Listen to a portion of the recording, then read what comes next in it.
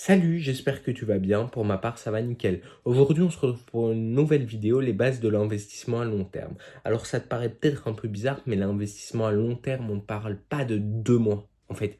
Parce que si tu rentres sur les marchés, il faut te dire, ah tiens, j'ai besoin d'une vision assez long terme. Ce qui est tout à fait normal, parce que personnellement, ce que je fais et en quoi, en quoi je m'y connais, en fait, c'est l'investissement long terme, la croissance générale.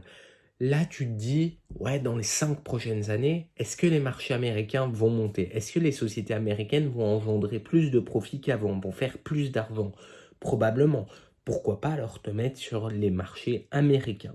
Alors, pourquoi le long terme? Parce que je ne peux pas te dire la semaine prochaine, et je vais dire presque personne ne peut prédéfinir si la semaine prochaine les marchés américains vont monter, baisser, une action en particulier ou quelque chose comme ça. C'est, je vais vous dire, impossible ou pratiquement impossible, et faites très attention à toutes les arnaques en ligne à ce sujet. On ne peut pas le dire sur un mois, sur 6 mois, on peut commencer à le dire par contre. Mais sur une journée, tout ça, c'est quasiment impossible. Je tiens vraiment à vous le dire, il y a plein d'arnaques sur Internet là-dessus.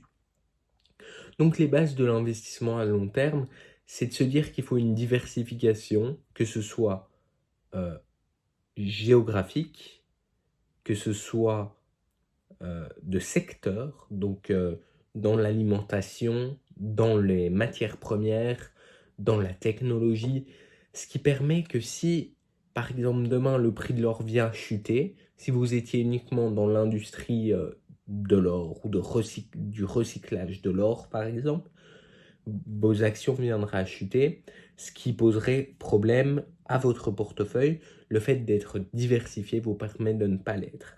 Alors, l'investissement à long terme, ce que je fais personnellement, c'est, je me dis tous les X temps, je place une certaine somme. Alors, je tiens à vous le dire, je ne le respecte pas tellement parce que parfois je le fais avant.